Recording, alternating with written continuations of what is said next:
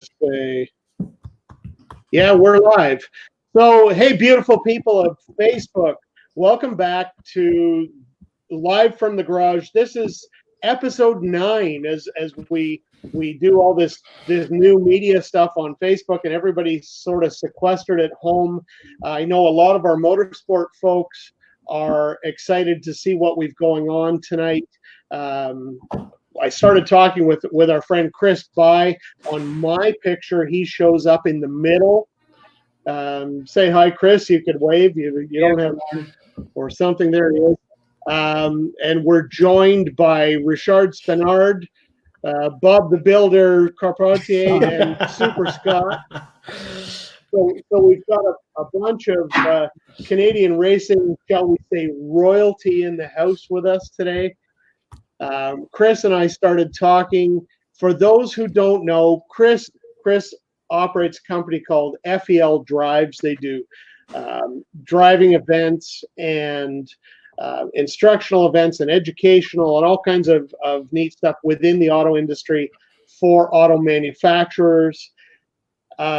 These other guys, man, the racing resume between the three of these guys is crazy. I didn't think I would have to introduce them, but then my 21-year-old said, "Who?" Hey,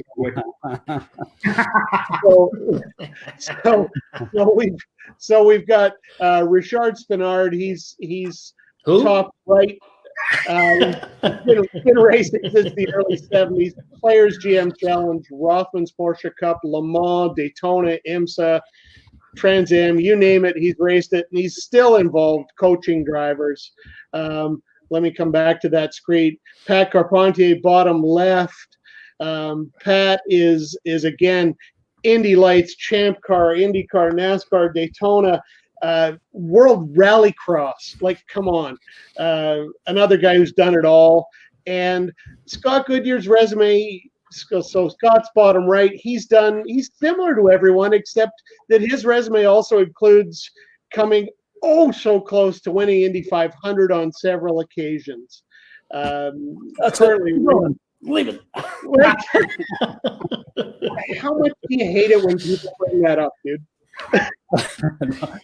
That's messing with you, man. No, it's fine. It's cool. It's got to be an old topic.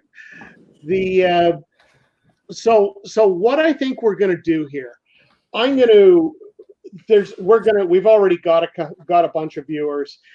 I'm going to float out a topic that is near and dear to my heart because I spend so much time around so many of you that I wonder, through the 80s and 90s, Patrick being more late 80s, early 90s, we had the unique situation where Canadian drivers dominated absolutely everything. And whenever you guys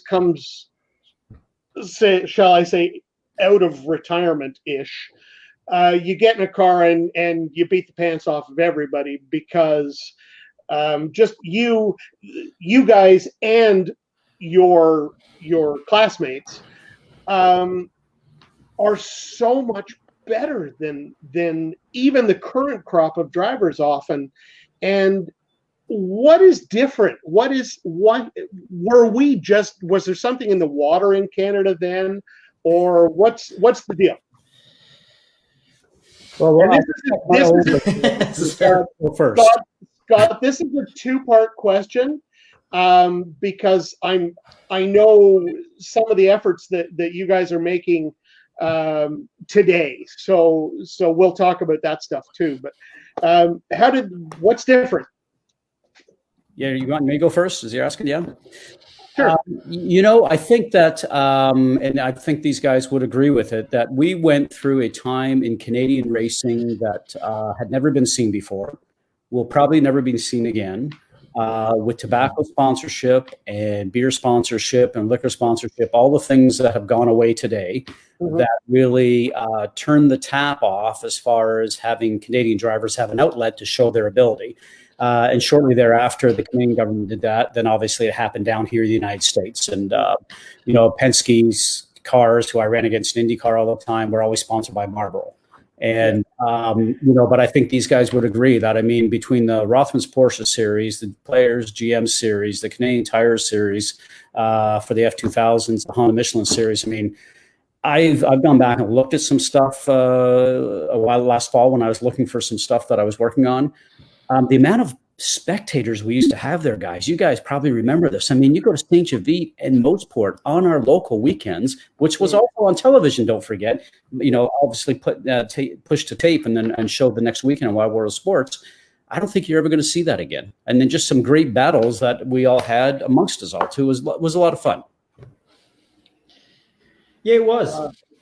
Go ahead, Pat. Yeah, it was. That's exactly right. For me, Richard could talk about it, but the players development program was pretty strong too. We had a lot of good racers come up through that and send them racing internationally. So I think those were the years where players was getting involved a lot as far as PR, publicity, newspapers, bringing reporters to the track. And so there was a lot of, money in it. And motorsport needs a lot of money. So at that time, I think that was key to developing and bringing a lot of drivers. And plus you had Jacques in F1 and you had a lot of high profile drivers.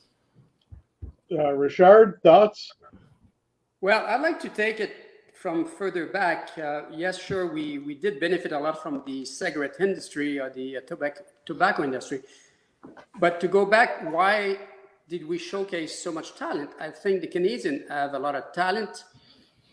And I think one of the reasons we have winter, we have snowmobile, we have motocross, we have other sport that basically helped us to develop some talent before we got into the racing league. People tend to remember, they tend to forget that Gilles Villeneuve, before he got into car racing, he was already a world champion in snowmobile. Yeah. And driving a snowmobile, a motocross, a go-kart, drifting in the parking lot with your mother's car, help develop your skill. Yeah. And, I go back to California when I used to teach Formula Ford students, and Canadians would do way better on a rainy circuit than any other Californian because we used to it, Yeah. So it goes back to our youth. I think also, Gary, the racetracks we're privileged to grow up racing on it. Motorsport, Canadian Tire Motorsport Park, and Mount Tremblant. There's few tracks in North America to those, at that level, and I think that was a big help for everyone as well. I think for Scott, that driving actually goes even back to places like Goodwood and maybe North Halton Kart Club and something, because weren't you active in karting as a young lad? I was, and I think like just about everybody today, and I'm seeing that now. I mean, our son Michael did some racing. We went through 6-7 years of karting before we got into some single-seater cars and then into touring cars, and it took me back to having fun in go-karting again, which was a lot of fun. But yes, Whitby Kart Track, which was owned by the Clarks. I mean, that was a 2-mile track that had money race back then. It was $5,000 to win. Everybody came from across. Really? I didn't know that. Scott Pruitt came from California, Lynn Haddock, Lake Speed. I mean, all those names came to Canada. You had the Georgetown track, Goodwood, as you mentioned. But, I mean, there's so many great racetracks, and obviously Mosport's got one of the best ones right now. And I think, as Richard said, you honed your skills driving anything that there was. My dad owned a motorcycle snowmobile business, and I was always on motorcycles, snowmobiles, race snowmobiles. And my dad was actually one of the guys that promoted the Kawartha Cup in Peterborough at one time. Those guys that used to watch Gilles Villeneuve in his snowmobile and the Twin Tracks rule, if you guys can remember that. And that's when they used to have the banks at the Peterborough Kawartha Cup track. Okay. Up until a point where somebody went off the top, went over and landed in the front windshield of a vehicle. And then the very next year, they took the bankings away. It became a flat track, and snowmobile racing changed because then you went to the, all your Kalamazoo traction products, and you had to go to something that was a flat track, and all the guys hanging off. But I think it's all the stuff that's there, and something that Chris said, and I'm sure these guys would agree. If you could race Mosport and you could race Saint Javit, you could go tame any track in the world. Yeah. And that is, I think it's so true, because I used to get nervous of getting an offer to go to try and with Audi at Hockenheim.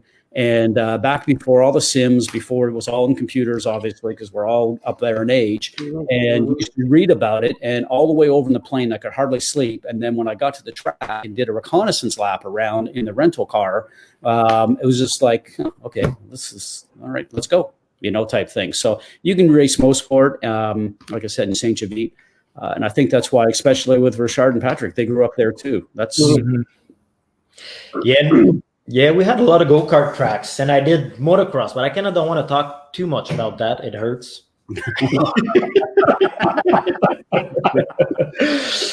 That's hilarious.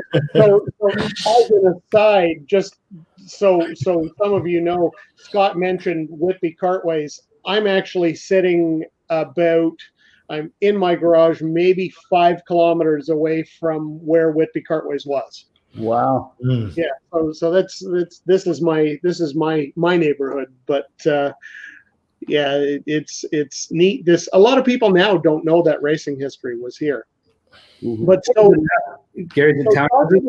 Go ahead, Chris. What's where the Cartways? What's there now? The real estate. A big box store. Oh, okay. Yeah. There's a great pub in there, and there was a pub there before, but it wasn't great. Yeah,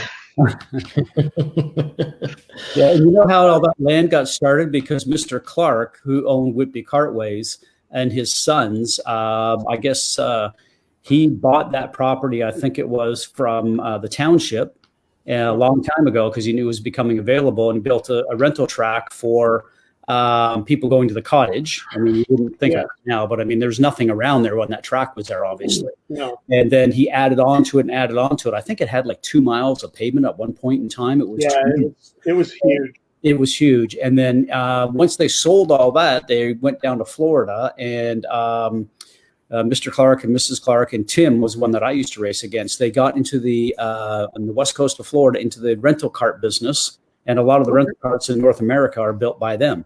Yeah, so they continued to stay in it. And the other quick funny story about that, and if I'm not sure if Mr. Clark, Dick Clark, is alive today, but he used to collect all the money at the end of a weekend and put it in a green trash bag and take it to the bank and just put it on the counter and said, "Count it, let me know how much." Okay. Wow. Yeah. That's wild. Yeah, you don't want to do that nowadays. Yeah. No, now you just put it in the other room. So a big part of where I was going with my original question came to the ladder process, and the fact that then we had 1200s, and we had Fords and 2 liters, and we had some of you, I think Richard and definitely Richard, would race 2 liters and GM and Porsche all on one weekend. And Scott, I think you would do GM and Porsche on one weekend. I think Patrick, you were a little bit post. But where do we sit with the ladder series now? Where do we stand with these series? Yeah, I was going to say, see it's silence. Yeah. So I'm gonna tell a little story, because I know, Scott, what you're doing, and I know what Chris is doing. I was shooting maybe 2 or 3 years ago at Saint Javit. Now we call it Mont Tremblant, and I was at Namuro, and I think we're 3 laps from the end. And Jacques Dehaye has made sure that Monsieur Spenard was in a car. and they're coming. It's second last lap, and Richard is in third, and I knew things were going to change by the next lap. What happened? Which race was that? In what? Le Coupe Micra. La Coupe Micra. Oh, yeah. You know what? That was one of the most fun I had racing, and it's probably one of the slowest car I've raced in my career.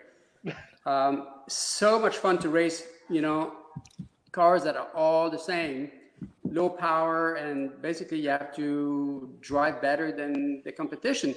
And usually competition is very strong these series because the cars are not very, very difficult to race. But still, it is so much fun. Now, I don't remember the event, but I usually fight my way to the podium. I used to, anyway. Great memories from Tremblant.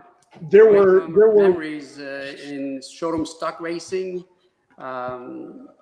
We can write a book on all the races we all did all together or against each other. Especially with Chris's cars. Quiet now. It's very quiet. Like Chris's cars or the rental cars? No, Chris's cars when we do the Feld Drive. Yeah, we've had some good races. Actually, in these programs, we have a lot of fun designing the course before the clients comes in, before the journalist shows up. And Chris is out for lunch. We practice. To make sure the circuit is perfect. Yeah, practice hard. Yeah, and then Chris shows up, and we say to him all the time, they go, "Did you know the client sent like 4 cars with tires worn out? So you're going to have to get some tires over here." He always goes, "Why would they do that? I don't know. But, we can't use those more for the customers, so we need to get tires." And it was always after lunch that the tires were kind of gone. Yeah. But I can't say it was usually the cars driven by the French guys had less rubber than any of the others. Antoine Bissett came in at Tremblant one time, and I'd been beating on him to slow down, and he comes in and the front brakes are on fire. And he's like, "What? I'm taking it easy." I'm like, "We get out of here and put your brakes out because they're on fire."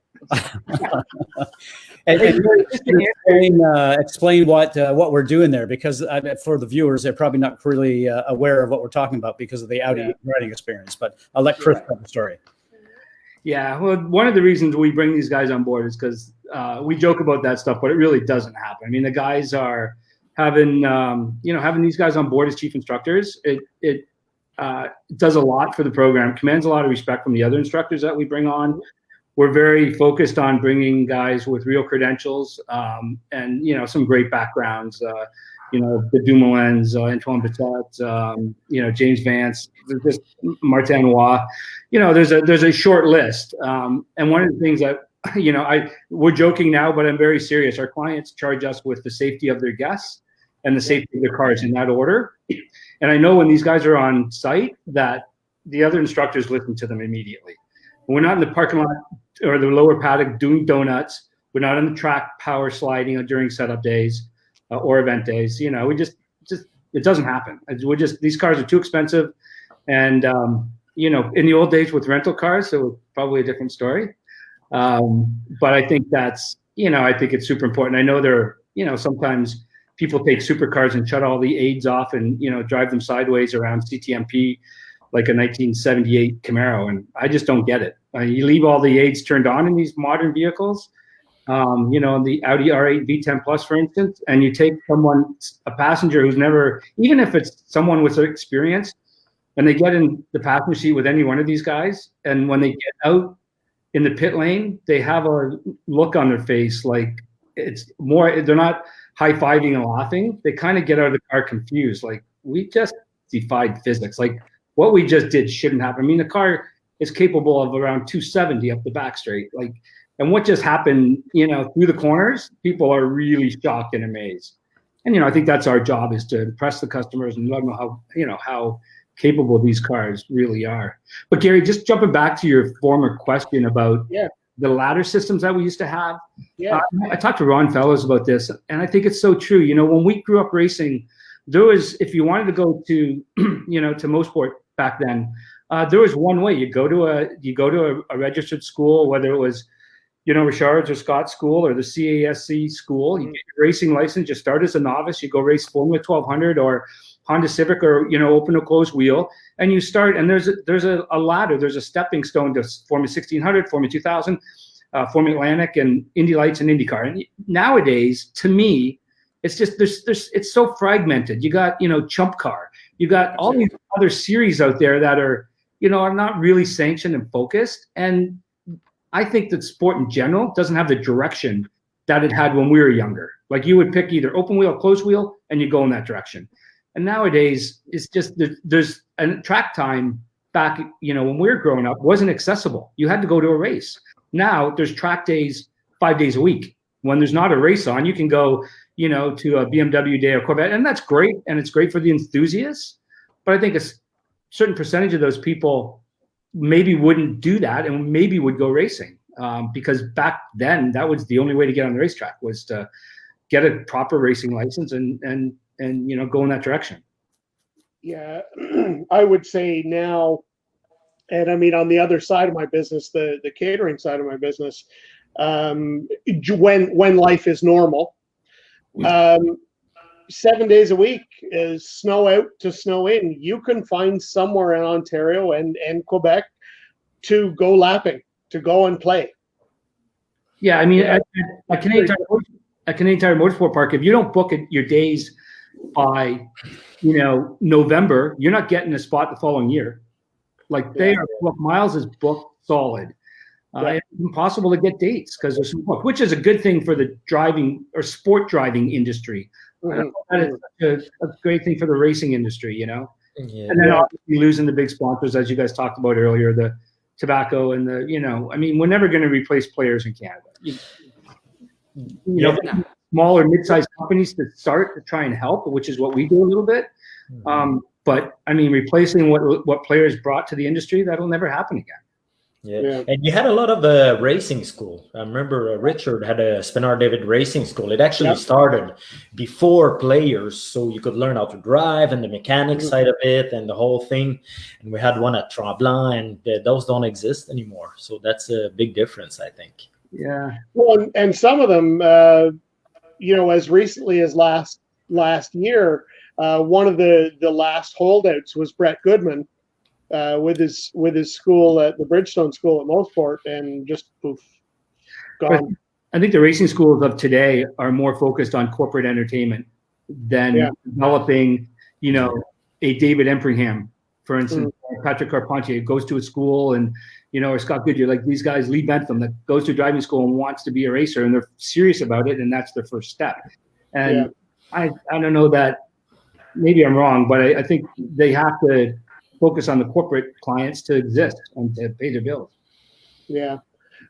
Scott, you know, sort of at a maybe a midpoint up the ladder or a high to midpoint up the ladder, you're heavily involved with Formula 3, Formula 4 in North America. Where is that? Or is that just in the States? I'm not sure. Well, it's North America. Matter of fact, we were supposed to bring our F3 cars up to Trois-Rivières this year because we were on the Trois-Rivières race weekend. Obviously, that whole event got canceled because of COVID-19. But I became the race director for F3 and F4 last year, and it's been a lot of fun. And you know, it's interesting because we're talking about schools. There is some serious schools now here in the States. Bob Bondurant has now become an F4 school. So if you go to the Bondurant school out in Phoenix, Arizona, they've just bought 12 F4 cars. The Lucas School of Racing, which is basically sponsored by Lucas Oil down here, has got a great program. And it's almost like the old Skip Barber School, if you will, or something of that nature, or the Jim Russell. I mean, it's really up and coming. But what we are is F4 is and I call our series a transitional series. People come out of karting, Hopefully they've gone through a school. If not, they need to get time in the car with their race teams, and then they start out with us. So we've got a complete structure now for kids coming in through F4, and I put together a complete driver's notes that send out to them. We do PowerPoint presentations. We're there for the education, if you will, and then the drivers then move on to F3. If you win F4 in our series right now, you have a scholarship for an F3 ride the following year, and then if you win F3 this year, the F3 champion gets a scholarship in Indy Lights. So we're probably going to have somewhere in the neighborhood of 30. Hey, Richard's back. We're probably going to have somewhere in the neighborhood of 34. Yeah, less connection. My island doesn't have a great internet. Because you live on your own island, Richard.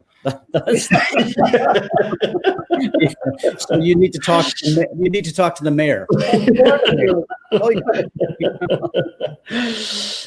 Yeah, but yeah, it and I think to go what Chris said, and as Richard knows, because he had to school at Shannonville also. There is still a lot of people that have a desire to go off and go racing. When my son went through the Skip Barber School, which was attached to the IndyCar series this was probably 6-7 years ago. At that time, I asked the management group there, it was at Road Atlanta. I said, do you have, like my son, drivers coming here and having a thought about maybe going racing? And they said, most of our drivers today are actually coming through and driving the Mazda MX-5 cars at that point in time, because there's more expanded opportunity drives and manufacturer support in that type of racing than there is in single-seater racing. And just one quick note on this, and I think these guys would agree. When I got involved in IndyCar as a rookie in 1990, there was probably 26, 28 cars driving all the time. And a couple of guys would go home because they'd have 24, 2 promoter options would start at Phoenix, for instance. One guy that went home back then, if you can believe it, was Dale Coyne. Brought his own car, but now he's one of the top team owners, obviously, in IndyCar. But there's guys that brought their own funding in. Dale Coyne, Guido Daco, Randy Lewis. So you had 26 cars, 6 of them probably brought their own funding to race. 20 guys made a living. The top guys made a lot of money, and the guys that, the 20th or getting whatever. It's completely opposite today. You take the 26 cars that are there, and I just did this for a television thing I was on here just a while ago, about 2 months ago. There's 7 guys that are being properly paid for their talent in IndyCar today. And they're on the top teams. You got Ganassi's got 3. One guy gets paid because he's a talented guy. The other guys are talented, but it's business packages. And it's Scott Dixon. You got 2 guys out of Ford, Andretti. You got the Penske guys. It stops pretty much right there because everything else is actually put together and for those funded drivers. And that's the difference. Back in my day, 6-7 guys brought their packages. Everybody else got paid. Now it's reversed 180 degrees. It's a tough go right now.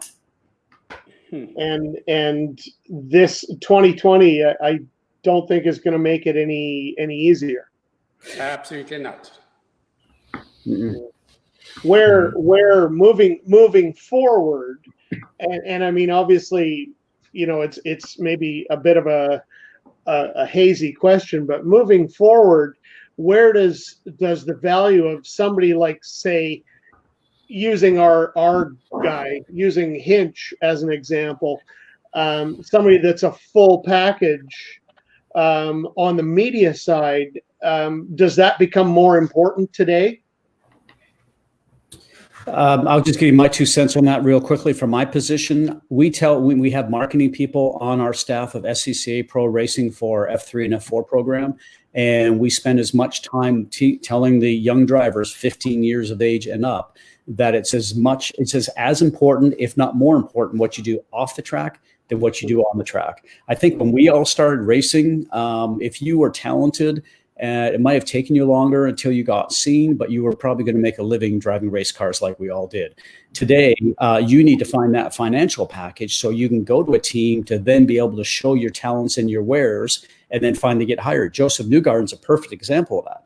A lot of talent, a lot of ability, but ended up on a couple of smaller teams and had some funding and some backing and everything of that nature. Spencer Pigot's another guy. Unfortunately, they lost their sponsorship and he lost his ride. But, and you talk, and there was an article about Spencer probably last fall sometime, I think it was in Racer, that I think it was $5.7 million, I think, had been spent on his career to get him to be able to be a paid driver in IndyCar. And that's the worst thing about the business, because it is a tremendous fun sport. I mean, as these guys will tell you, driving is, I mean, there's no better natural high, really. I don't think, unless it's windsurfing. I don't know. I don't know. Bob the Builder, are you disagreeing? Is there a better high? No, I was playing. It's a lot of fun to drive race cars, but like Scott said, it's really hard, really difficult to move up the ladder. I think NASCAR has some amazing opportunities if you live in the US, but from Canada is really, really hard to convince a Canadian sponsor to sponsor you in the US to race NASCAR, or have an American company sponsor a Canadian in the US. It just makes it really, really hard. It's doable. Some kids are trying and are slowly coming up, like Raphael Lessard and a couple of them, but it's very difficult. But it always been. But at the time with the ladder and players, and you talked about $5 million, that's what players was spending to bring us up the ladder before you get Indy cars. So it's same thing, but just hard to get the money. Yeah.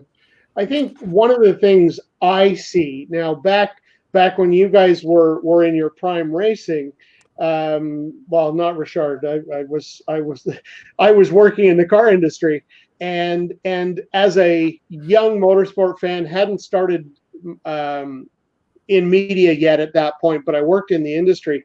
Getting anybody from the car industry in Canada to take any interest, to put a freaking poster on the wall in a dealership, it just didn't happen.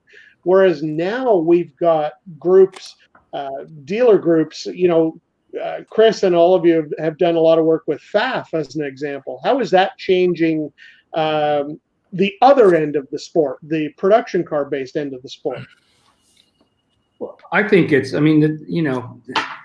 think there's interest on the dealer side, but to fund a program nowadays, it's a significant investment, and I don't know what the FAF budget is, but I know it's not small. And running in GTD, they do an amazing job, and we're super proud to be on board and be a part of the program. Steve and Andrew and Corey, and obviously with Chris's leadership, they do a great job. But it's a big investment, and Chris has done a pretty incredible job of building quite the network that's enabled him to do that. And I think also on the other side of that, I spent my entire life working with dealer groups in the industry. Not every dealer principal is an enthusiast like Chris Pfaff is. There are many, and that's totally cool. They're into sailing, they're into other sports and hobbies, kite surfing maybe. But the automotive dealership group is a way for them to earn a living and support their families. So to have the financial ability and the interest, I think it's a pretty unique combination. There's certainly some. Christian Chia out at Open Road in Vancouver is very active. There's some Quebec dealers. I think the dealers that are involved, the Lisa and Michael Mrak from Mark Motors, participating in the Canadian Porsche Cup Series, I think is a great thing. You get dealers involved, and I mean, Scott drove for Chris Pfaff back in the 80s, and you look at it, Chris is still doing it. Downtown Fine Cars, I think, still is involved at some level. So I think there's definitely it's a much bigger investment nowadays to get involved in high level motorsports for the Porsche Cup, for instance, compared to what it was back in the 80s. Yeah. Chris, when you say that, it's funny because obviously when you're driving for the dealer and myself for Chris Pfaff, you felt the pressure of performing for the dealership there. So when we rolled up there, and obviously you see downtown fine cars with Richard, I mean, it's not only do you want to win for yourself, but you feel the pressure for the dealer that you're driving for. So it was the downtown fine cars was always one that was marked. We were trying to beat Richard all the time, which was always difficult. Well, he's never. Yeah, I'm glad you remember. What's that? We had a good run, actually. So I would say Richard, just quickly, Richard is easy to beat up, but not on the racetrack.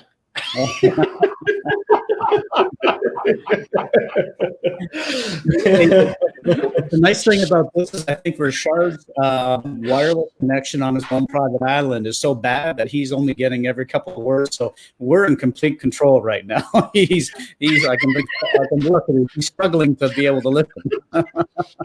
That's hilarious. So Richard, It looks pretty funny, but it's breaking up a lot. I can't hear you very much. Put your hearing aids in. It sounds funny though. All I hear once in a while is moo. No, they're not out yet. We have lobster. He has lobster. There you go.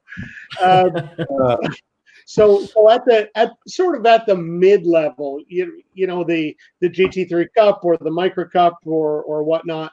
I guess for Patrick and Richard, is that your perspective? Is it easier to get support in Quebec than Ontario? No, I don't think so. No. I wonder. The only reason I wonder that. The only reason I wonder is the fans. It's not easy anywhere. Yeah. I'll give you an example, like the rallycross I did. The first year I did it up in Three Rivers, it was $30,000. So you get the whole weekend for $30,000, and it was easy to get a sponsor from that. Went to Marley and they were launching a few products, and I knew the guy and said, yeah, sure, I'm in. And then second year went up to 75,000 for the same weekend, same thing, and actually equipment that was not as good as the first year. Yeah. And then the third year, it went way up above like 100,000. So for a weekend, then it was impossible. Then that was it. That was the end of it. So it's kind of what's going on. It's harder to find the sponsorship to go, and the cost is going up dramatically. So that's what happened with the rallycross, and then they stopped coming. Yeah. Well, and I mean, those cars are so specialized. I mean, they're all specialized. So I don't know. They were fun, but yeah, they were fun. Was it fun? Oh, crazy, fast. Yeah, fast. Like boop, boop, boop, boop, boop, like an old Indy car. Yeah. I'd say the difference between that and an Indy car, acceleration was pretty impressive, but it kind of stopped at one point where the Indy car never stopped. It always kept going and going. Yeah. Gotcha. Well, you know, I rode shotgun for a lap with our mutual friend Frank Sprongel at Mosport, and when I got in the car, Frank said, "You know what? I got to say, I know you've driven a lot of cars in a lot of different places, and I'm kind of embarrassed because you know the legend of this car, but it won't go over 90 miles per hour." And so we had a conversation up the back straight of Mosport because, you know, it was slow until he came to the crest of 2 and kicked the car sideways, and you know, it's like, it is what it is. But yeah, rally cars and pavement cars, they're a very different world. Yeah, that's where I was shocked with an Indy car. First time I tested one, it was at Sebring, and that was at the time we had 950 horsepower, something like that. Yeah. Oh, wow. It was crazy. It never stopped accelerating. Like every gear, you know, sometimes it goes like beep, beep, boo. But this one was like beep, beep, beep, beep, beep, beep. And then you'd slow down. And that was actually, for me, that was the most impressive car ever. Wow. What was the adjustment period like? We never got adjusted. We passed out in Texas, so it actually got faster and faster and faster. And I remember, was it Gugelmin in practice at the Fontana, average 260 miles an hour, 259 average. It was really fast. I mean, we averaged 230 at Texas. We couldn't even see up front. It was crazy. It was like pictures. You know, it was happening so fast. Yeah. And you'd be like so dizzy when you stop in pit lane, and then you cancel the race because of that. After that, they started to slow them down, but it was fast. It was really fast. Did you find yeah, go ahead. I remember during that weekend on the Thursday or Friday, Pat called me at home. He said, "Richard, can you make it to Texas tomorrow to spot me?" I said, "Well, I'm not scheduled to be there." He said, "Because I can't see in front of my car." I can't see. I mean, you can't see. He says, "No, we're blacking out." I said, "Okay." Wow. That's terrifying. It was. That weekend was crazy. Yeah, it was. It was a total combined G's were like 7.1, 7 point something. Yeah, it was fast. I mean, I couldn't see a thing, and I couldn't even change the sway bar because I didn't have time down the straightaway. And then I went back there with the NASCAR Cup Series. Wow. And I had coffee and breakfast between turn 1 and 2.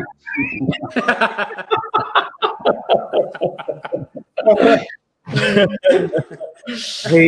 Scott, it reminds me of a story that you told me once you retired and you were doing TV and you went to Texas for the first time, and you went home and you said to Leslie, "Holy shit, you should watch those guys. They're insane how fast they're going. And they're so close together." And she was just staring at you. Yeah, it was very interesting because Eddie Gossage, the president of Texas Motor Speedway, said, have Leslie come up to the suite, and everything like that. So my wife goes up to the suite and watches all that. And I come back after the race and get out of the car and said, "How was it up there?" She goes, I was only up there for like 10 minutes. I came down and watched below.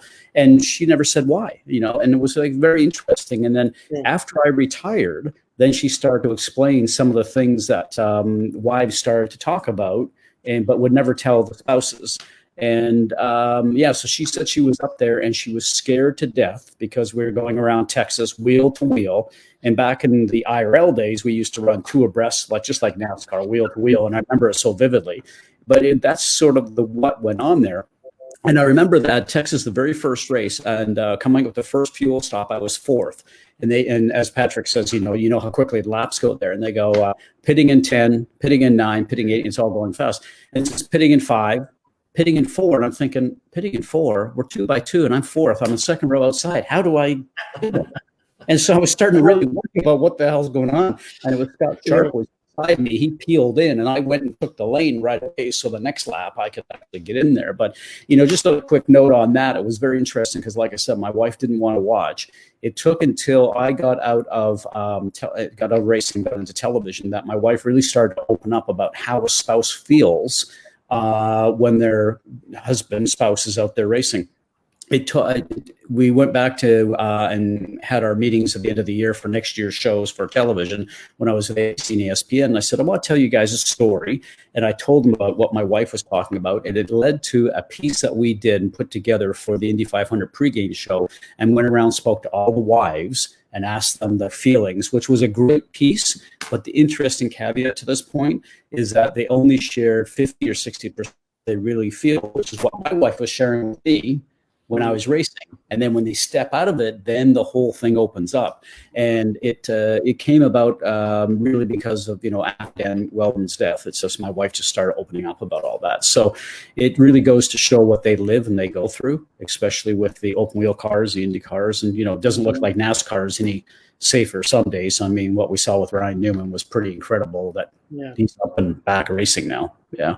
But and Chris, I told Chris the other thing with that, when I started television, I worked the first year with Paul Page, and we're at Indianapolis first year, and he said, "Let's go down and watch on the inside of turn 1." And I go, "Okay." I said, "Well, we watch up top. Let's go down. It's great down the inside turn 1. I've been going down there for years." I went, "Okay, fine. As a driver, you go turn 1, you're in a car." So we get in the golf cart, we go there, and with our credentials, we can go between track, surface, and the fence, but where photographers are. And I stood down there for about 3 or 4 laps, and the speed of which the guys are coming down, which we did as paddock stands, and just like the cars are whistling because they're doing 235, 240, 245, and going past like that. I looked at him, and it felt like somebody poured hot water on the top of my head and it came through my body. I looked at that and I went, "Holy shit!" Excuse my French. I was just, oh my God. So, anyways, I went back there and I looked at Paul and I said, "If I had done that before I was coming here as a rookie, I would have never driven Indy cars." this place. It was unbelievable.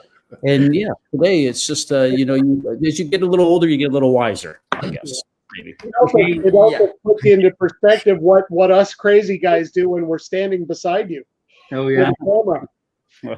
I don't know if you guys saw, but Hinchcliffe just posted yesterday, I believe it was, that they're doing, with all the sim racing going on, they're doing a sim race with all the wives. So James' wife, Becky, I think there's 17 of the wives that are in the sim race.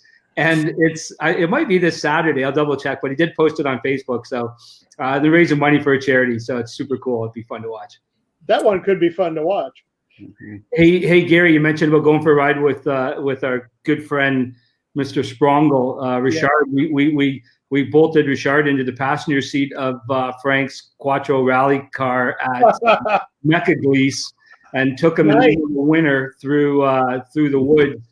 And when Richard got out of the car, he was as white as the snow. That's the scariest ride of my life. Yeah, you know what? That man's not fooling around. Well, that boy's got some car control, that's for sure. He sure does. It's a thing of beauty to watch. We're gonna have to do one of these with him. Oh yeah, absolutely. Yeah, for sure. Yeah, I think we can have some fun with that.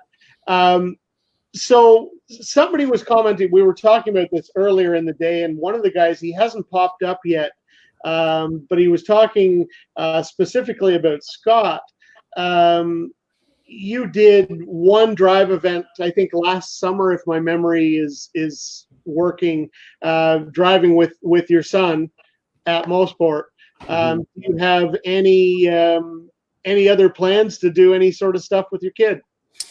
No, and it was interesting because I guess Michael went through karting and then he got involved in F4 the very first year it came to this country. And he's 6 foot, a little bit more, didn't really fit in those F4 cars all that well. It's meant for a guy of my height, Richard's height, all that sort of stuff, I guess. The F3 cars that we're running now are the newer version with the halo on it. So it looks like a small F1 car.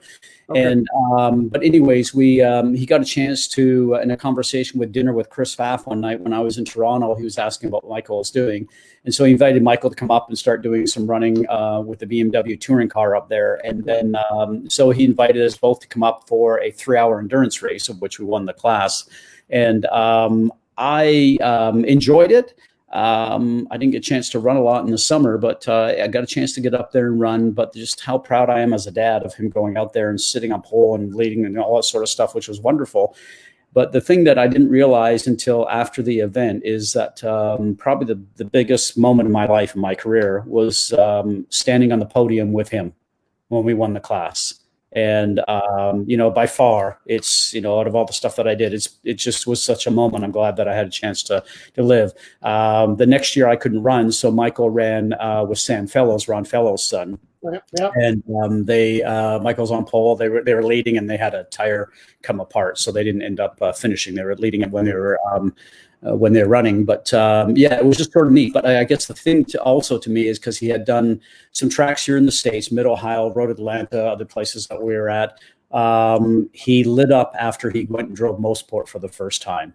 And Mosport went to the top of his favorite track, and just the corners 2, corner 4, and what have you. And I had a chance to borrow an R8 from Chris one day, and we went out there for from Chris Pfaff, actually. It wasn't one of the R8s from Audi, but it was one of Chris Pfaff's R8s, and got Michael a chance to go out there and drive around, and Michael enjoyed it a lot. So just tells you how much Mosport means to people. And if anybody ever drove it, it instantly becomes their favorite track by far. So we always, when we do this, we always try and combine a little bit of motorsports and a little bit of barbecue, because that's kind of what we do. And so let's start with Richard. Maybe what's your favorite meal that you've had at a racetrack, and combine that with maybe what's the best fan experience at a track? Best meal at the racetrack. I'll tell you what, it is not at Mosport. I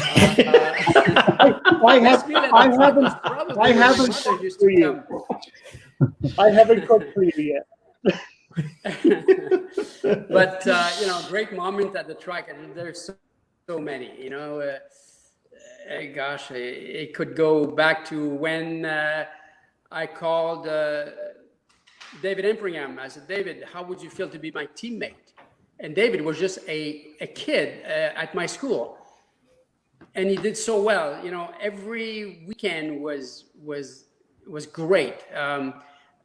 To be able to be memories about Ron Fellows and myself. We were just talking about Ron.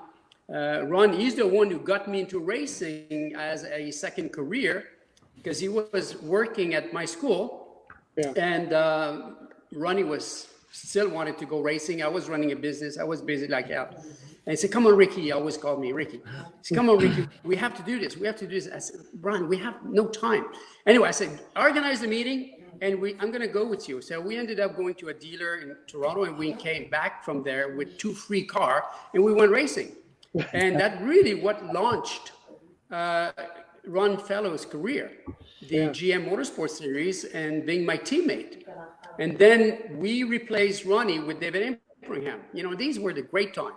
Memories, Patrick Carpentier came to my school. He's 15 years old, and the first time he gets into a contest, it's pouring rain, and the kid never had his driving license. I said, how are you going to do that? I said, I don't know. Why he beat everyone else, So I have so many memories. It's crazy. What Richard doesn't know is I used to steal my mom's car in the morning when she went jogging until I passed her on the highway. That was the last time. Then I had to go to the Spenard David Racing School. So Pat, what's your best trackside meal? Trackside meal?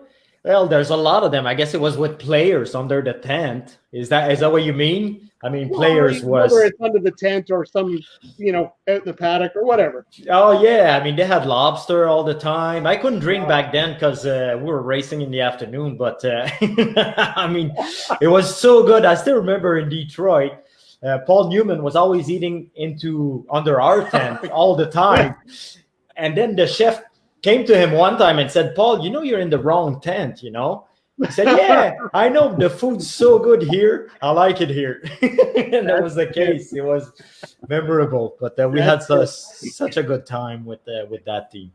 So Scott, I'm gonna ask you the same question, but I'm gonna preface it by the fact that earlier this week we had barbecue chef Ted Reeder on the show, and he was back in the day. He spent a season as your guy. Mm-hmm. And hopefully, I didn't tell you any stories. Hopefully, but it's funny because, and I had to laugh about this when you mentioned that, because I was reading something about 2 weeks ago about Dario Franchitti talking about being fitted to a seat, and how he drove everybody nuts about getting your seat correct. And, these guys understand that when I say that. And and I did the same thing. Everybody did. It was the same thing with food. I mean, you had, it's very much the same way today. I mean, what you wanted to eat, what worked well for you, what didn't upset your stomach. It was always pasta on the weekend. I mean, when you get to drive those cars, as Pat said, with so much horsepower, I mean, you're never off of training. You are training, throughout the whole year. You might take December off a little bit, but you're also hydrating, starting on Monday, Tuesday. I mean, you're into a program now, and it's now turned into a part of the business. There's a place called PitFit here, which I brought on board with our F3, F4 program, because I know how important it is for these young kids to get fit. But, besides the most port hot dogs that I think Richard likes, I have to say the brats in Road America at LA. I was going to say, is without a doubt. And I was just up there a few years ago, and I was doing some stuff with Mazda at the time, and as a judge with our Road to Indy stuff, and we never, as a driver, ever had it right. And so now, it was great to go up there and be able to do that. I was up there with my son, Michael. We were up watching on the weekend. But, the other side, too, is it's funny you talk about going to different hospitalities. ABC and ESPN, and all the years that I worked for them, like 17, we always have big tents and all that sort of stuff, and the food and the catering and all that sort of stuff. Well, Penske puts on just a superb breakfast and lunch. Applewood bacon for breakfast. I mean, all the stuff was wonderful. Over 17 years, have I ate in our own hospitality tent a dozen times, maybe. You're over at Penske's tent. I mean, he's got the finest food that there is. And you have to laugh because you know how Roger Penske is. When the guys are filling up the glass front displays where you go get your drinks and your water and your pops and all that sort of stuff, it's programmed. They're programmed by Penske. They take them out of the box and they put them on the shelf and they spin it so the label is forward. So all these cans of pop and waters and things like that, labels are all marching forward, all perfect in rows and things like that. That's the way Penske does things. That's funny. I mean, you know, Roger and I haven't spent a lot of time with him, but he and I twice at 2 years in a row at the New York Auto Show, both looking at our phones, walked into each other. And the second year he looks up and he says, "Really? You again?" I was going to say that he probably would remember you. Because it isn't, you hear the story all the time that he meets somebody 2 years ago somewhere and they walk up to him and go, "Hi, Mr. Penske." And he'll go, "Oh, hi, George, how are you?" And they're flabbergasted by it. No, I mean, he's, you know, you have to give the guy full credit. I mean, he's 83 years old, just bought the Speedway, just bought the series. Yeah. You know, obviously not a great year to go ahead and do that. Maybe it's great that he went ahead and bought it and he's in charge of it right now. But he's done so much just in this local area. We just had a female police officer gunned down in the line of duty. And you could not, you know, you can't have funerals, and the funeral homes at that point in time, you couldn't even have anybody in them. And so people are actually going in the overhang and they have the coffin there and people are driving through. So what he did, because he knew it was going to be actually huge with all the police departments coming from the surrounding areas, is he donated the Indianapolis Motor Speedway. And if you just even Google Breanne Leith, the Indianapolis officer that was killed, the racetrack was full, all 2.5 miles, sometimes too wide, of police cars from states all over the place. And it was live on television. And he just raised the awareness of the Indianapolis Motor Speedway here, but he obviously did for a good cause. And he's done so much stuff here locally, and he's only been in charge for a short amount of time. Really incredible. There's a drive-through now for food banks, because the food banks was overpowered in downtown Indianapolis because of obviously COVID-19, people needing you know, food assistance or what have you. That's now done at the Indianapolis Motor Speedway. We've got a great corporate citizen with Roger Penske. That's great to see that he's not just you know, going after racing, but he's you know, being part of the community with it. Mm-hmm. Very much so. And you know, and the thing, we haven't been at the Speedway yet, but all the stuff that's going on there, new sign boards, all those sorts of things, electronic boards, and it'd be interesting to see what's going to be there when we get there in August. Sure. Yeah, no, that's fantastic. Chris, you've been to racetracks all over the world and races all over the world, and not always worrying about fitting into a driver's seat or tossing your cookies in a car. What's been your most memorable meal at the track? I'm with Scott. I think the brats at Road America are probably the best track food I think I've had, and hanging out at Seepkins on the weekends is always fun, especially on race after race or whatever. I can say that the worst food I've ever had is at Le Mans. Yeah, I don't know. I got a hot dog at Le Mans one time, and it wasn't great. It was less than stellar, let's say. But it was an amazing experience. One of the things when I was there was, I want to say it was like 2015 or 16. Okay. The Porsche GT3 Cup race, they had 84 entries. I think every Porsche GT3 Cup car in Europe was there. There was 83, 84 cars. Yeah, it was crazy. Yeah, there was no bent fenders in that at all. 23 finished. Yeah. I think that was about half the number of cars the first year of Players GM. Isn't that right, Richard? Didn't they have like 150? First year was 84 on the grid, 84 to qualify. Wow. 84 entries. That's insane. Yeah. That's I wild. did a race in Watkins Glen with David Empringham. We were 106 at the start of the race.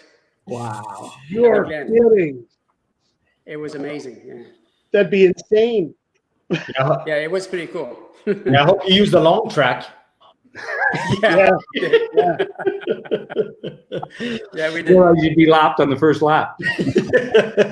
Yeah, yeah. Well, I think you all will have been there. The last 24-hour race at Mosport, when they had Firehawk up from the States as well, and what they start 62 cars or something, and it was insane, the length of the train just kept coming. Yeah, I think that was 92 because I think the first one was 91, and Rick and I with Terry Betts and Ray David won the Grand Sport class, and yeah, there was a ton of cars, and then the next year, 92, Raymond was in the car. I actually have a picture of it, and he got nudged like 2 a.m. Halfway down 4. In those days, in the 944 S2s, we could do 4 flat. I forget if it was 4th or 5th, but you're really hauling, and Yeah. he went into the guardrail feet first, and car flipped up, did a sort of a pole vault to the other side of the guardrail, and yeah, he was pretty black and blue after that. But Yeah. Oh, you think? it was kind of Pat. It was kind of like your reminded me of you in the IndyCar. Yeah, Laguna Seca. The Laguna, where you look like a pole vaulter. Oh, yeah, that was wild. Yeah, yeah. Those are fun days in Firehawk. I mean, there was like, man, yeah, it seemed like 100 cars. There was a lot. Yeah, it really was incredible. I mean, that was, I had been around as a little kid, but then this was me coming back as sort of an adult, and we, my wife and I, crewed for Cat Teasdale back then, and yeah, so that there was some crazy stuff happened. Yeah, it was pretty insane. It was fun times. We went to a Firehawk race at Sebring. They used to do a 12-hour in the fall, and cool. I think there was like 84 cars. It was absolutely insane. That's fantastic. So I think we've hit an hour. I don't know how you guys are feeling, and up to you. We can wrap. We can. It's 9 o'clock in for Richard, so it's like an hour past bedtime. That's right. Yeah. You're ready for sleeping. No, but I need to walk my dog. Yeah. Yeah, he needs to get the cows inside, and I haven't had a drink today yet, so I feel weird. Gary, you're gonna have to come here and taste our lobster. Oh, it must be You're not good. gonna barbecue Must be good. lobster in, Did you Ile de catch Madeleine. him yourself, or just send Julia with a spear gun? So, Richard, for our viewers, You'd be surprised. There's a 325 licensed fishermen here for lobster, and it's very, very strict. And it's also super expensive to get a license now. It's like $750,000 to get a permit. Wow. Wow. How many permits you got? This year it's difficult for them because of the COVID-19. The market is dead. Yeah. Huge amount of lobster, but they can't sell it very much. Yeah. With no So, restaurants. Gary, and you whatnot. need Scott, to you were organize going to say something. I was going to say, Richard should tell the viewers about where he's living on his own private island. So, and First of all, it's not private. We have 13,000 people here. It's called Ile de la Madeleine. It's part of Quebec. It's a 5-hour ferry from Prince Edward Island. So you drive from Quebec, you drive through New Brunswick, you go to Souris, Prince Edward Island, and you take a 5-hour ferry to Ile de la Madeleine, which is part of Quebec. Yeah, Richard's okay. Yeah, Richard's okay. He's been in isolation for the last 2 years. Nothing has changed here. That's right. Exactly. Yeah. So boys, give me your final thoughts. Spenard, give us some final thoughts. What do you think we're going to see for racing for the rest of the year? We're going to see anything? I don't think so. I don't want to be negative, but I don't think so. I think we need to live through this year and see how it shapes, but I doubt very much. Perhaps NASCAR in the States, but you know, the States, they have different thought, different rules, a different type of president. They opening some stuff that perhaps shouldn't be open. We But I shouldn't don't talk think about Canada that. will have any racing. Yeah, we shouldn't talk about that. We'll be here for 2 days.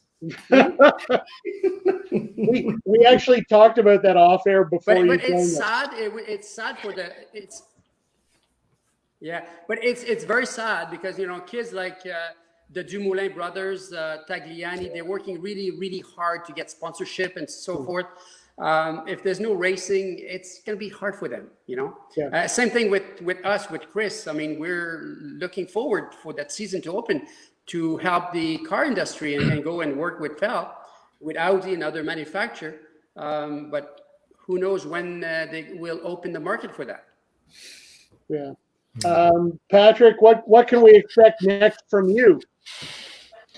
Oh, I'm gonna finish building a house here, and that's pretty much what I do nowadays. But I'm back with NASCAR, so up on the French side, up in Montreal. I live in Vermont, so it's right by the border. I'm allowed to cross now to go. Cool. Yeah, do the shows that well, not because of my criminal past, but because of COVID-19. But just to do the shows with these guys, so it's good. It's good to be back there.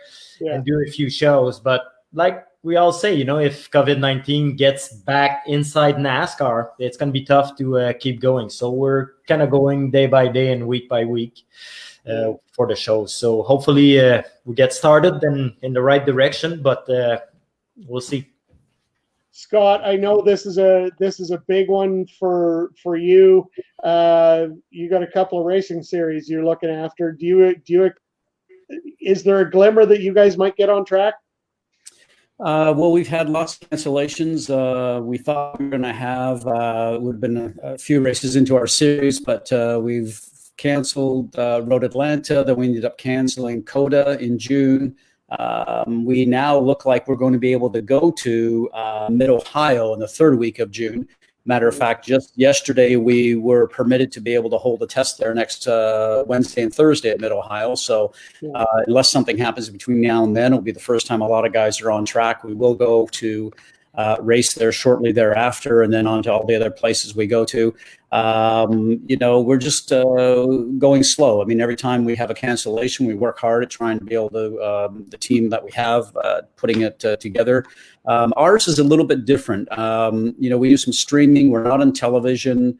So from our standpoint, our series is also a little bit different because our F4 cost is about $160,000 a year. Our F3 is somewhere just around $265,000. A lot of this is being paid by the families. So there's not in our level right now, we're not losing sponsorship. You know, we brought some sponsors on for our F3, F4 series this coming season. So overall, I think we're going to be okay if we're allowed to go forward. Now we're doing these events, the test and our first race, with no spectators. So the gates are closed and it's only limited amount of people, just like they are doing in NASCAR. Obviously, Texas is going forward with the IndyCar series with no spectators. But I think, you know, along what Richard was saying, I think it's going to be difficult. You know, it's going to be very difficult. You know, you just saw Elkhart Lake come off the calendar, maybe moving for IndyCar because they weren't going to be able to have spectators. That was supposed to be, I think, in June.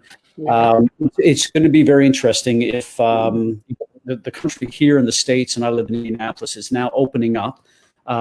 If there's no spike or something's going up, I guess maybe they'll see what happens. But who knows what's going to go on. We're just taking it one day at a time. If we get to our first test, it goes smooth. Our first race, it goes smooth. We finish our season with our F3 and F4 car as part of the F1 race for the U.S. Grand Prix at COTA in Austin, Texas, in October. You know, there's lots of talk whether or not F1 will leave the continent over there and really travel around the world. We don't know. It's very difficult to be trying to run a series right now, as everybody will tell you. So we just hope for the best, and we'll try and do it safely. Well done. Good job.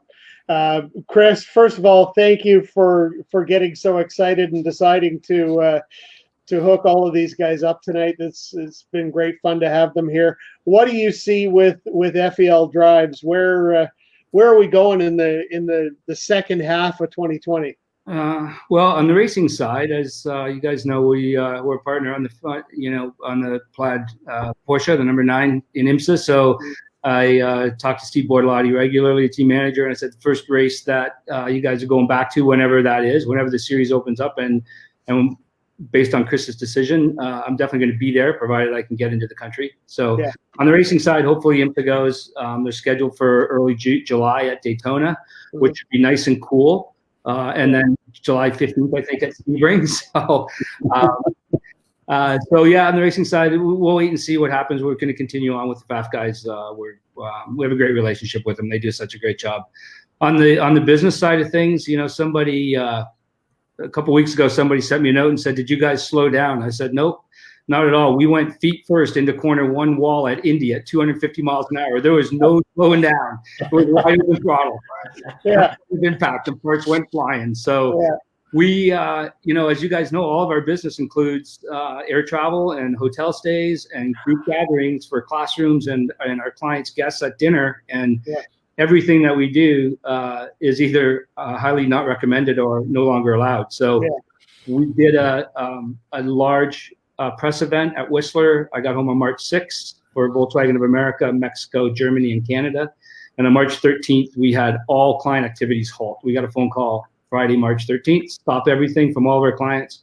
And that was it. So we've been working hard behind the scenes. We had a Zoom meeting the other day. So everyone's we're taking advantage of the government programs, keeping everyone together. And we have produced a couple of different products that clients have been asking us to in the past, like web-based training programs that we're working hard at, getting up to speed. And a couple of our guys are doing a great job at that. And we're working on a couple of products we're going to bring out to our clients that will support them in the days of social distancing, which we think is probably here for a while. We have had a track program reinstated. It was supposed to be in May. Now it's the last week of September. So we got contacted by a client and said, let's go. So I contacted Miles at CTMP and said, let's book it, hoping that things change by then. The winter programs that we run up at Sakakomi in northern Quebec, and we've got 2 locations this year. We're aggressively reaching out to clients. The winter programs are super fun. When we had Lamborghini up here, we saw like 128 miles an hour on the lake. Wow. And there's nothing to hit. 3 days and north of 100 miles an hour and literally 0 damage. So the facility is great. Richard's been up there many times. Scott helps us out. Pat will get you up there. So there's lots of talk from clients about, hey, when this thing ends, I think there's some pent up energy and people want to do things.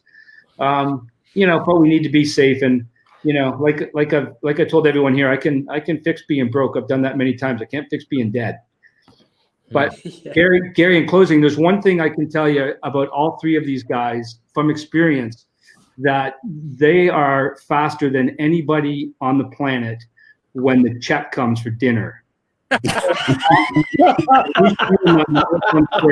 Every one of them. I've never seen anyone vanish. They vanish so fast as a draft.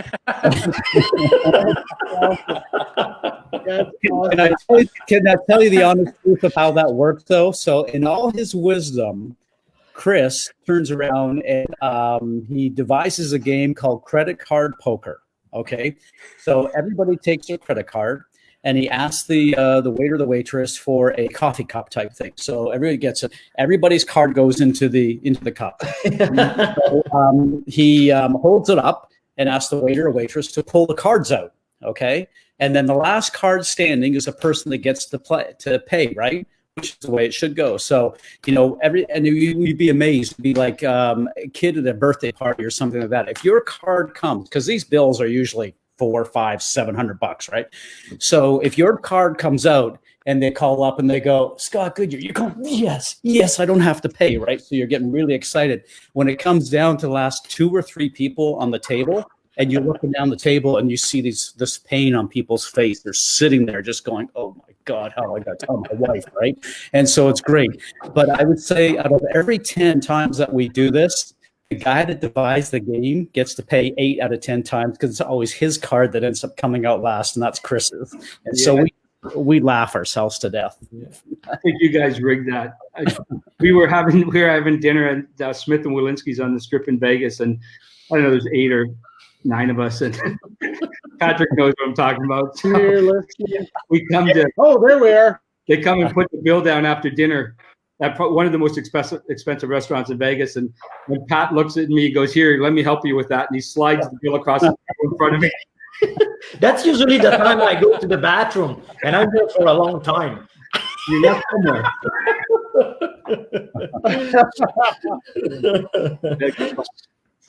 Well, good seeing everyone, and we should do it again for sure. Yeah, Yes. it's been fun. Thank you, guys. Thank you so much for joining us, gents. This was good. It was a nice surprise, and I think viewers had some fun, and I had some fun. I'm hoping you did too. Yeah, it's been good. Thanks everyone who joined me. Thank you, Gary.